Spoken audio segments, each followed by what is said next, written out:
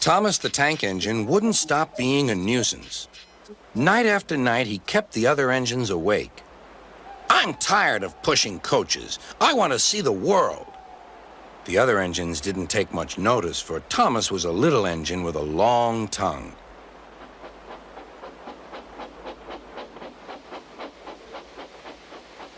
But one night, Edward came to the shed. He was a kind little engine and felt sorry for Thomas. "I've got some freight cars to take home tomorrow. If you take them instead of me, I'll push coaches in the yard." "Thank you," said Thomas. "That will be nice."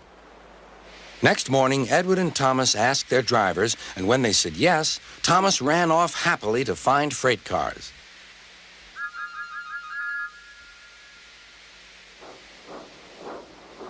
Now, the freight cars are silly and noisy. They talk a lot and don't attend to what they are doing. And I'm sorry to say, they play tricks on an engine who is not used to them. Edward knew all about the freight cars. He warned Thomas to be careful, but Thomas was too excited to listen.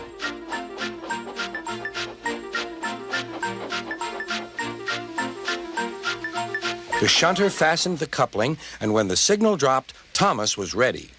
The conductor blew his whistle. "Beep, beep," answered Thomas and started off. But the freight cars weren't ready. "Oh, oh," they screamed. "Wait, Thomas, wait!" But Thomas wouldn't wait. Come on, he puffed. "All right, don't fuss. All right, don't fuss," grumbled the cars.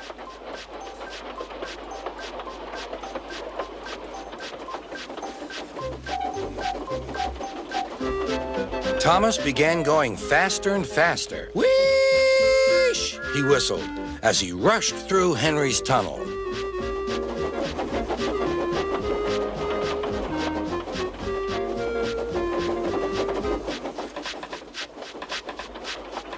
"Hurry, hurry," called Thomas. He was feeling very proud of himself. But the cars grew crosser and crosser. At last, Thomas slowed down as he came to Gordon's Hill.